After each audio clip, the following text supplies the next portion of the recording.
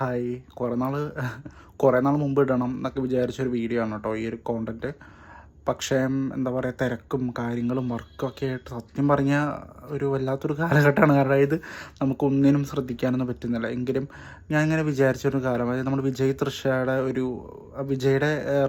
വിജയുടെ ഭാര്യ divorce case നമ്മളെല്ലാവരും കണ്ടാണല്ലേ.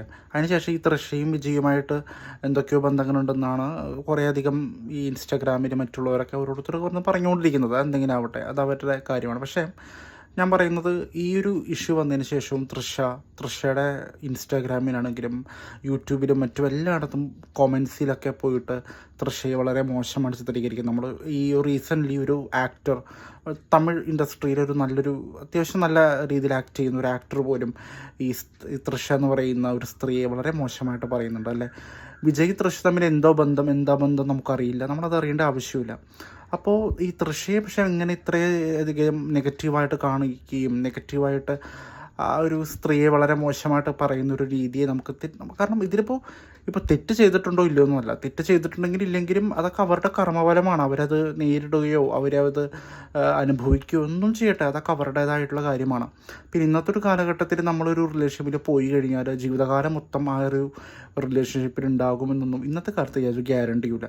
വളരെ കുറച്ച്, ചിലപ്പോൾ എന്നെ പോലെയൊക്കെയുള്ള കുറച്ച് മനുഷ്യരായിരിക്കും നമ്മളൊരു റിലേഷൻഷിപ്പിൽ പോയി കഴിഞ്ഞാൽ അതിങ്ങനെ എക്സിസ്റ്റ് ചെയ്ത് കൊണ്ടുപോകുന്ന ആൾക്കാർ. നമുക്ക് പെട്ടെന്ന് വേറൊരാളെ സ്വീകരിക്കാനും പറ്റില്ല. അങ്ങനെ ആൾക്കാരും കുറച്ച് പേര് ഉണ്ട്.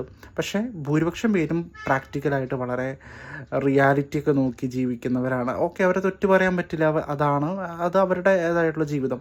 പക്ഷേ വിജയ് തെറ്റ് ചെയ്തിട്ടുണ്ടോ, തൃഷ തെറ്റ് ചെയ്തിട്ടുണ്ടോ, അതൊക്കെ അവരുടെ കർമ്മഫലമാണ്.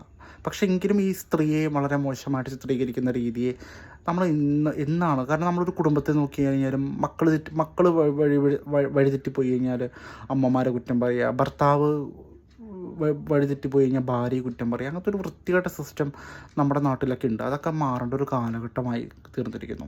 ഓക്കെ, നമുക്കത് മാറ്റേണ്ട ഇനിയുള്ള നമ്മൾ ഈ 2026 ഇത്രയും പുരോഗമന ചിന്തകളുമായിട്ട് ജീവിക്കുന്നവരല്ലേ, നമുക്ക് കുറച്ചൊക്കെ മാറി ചിന്തിച്ചൂടെ?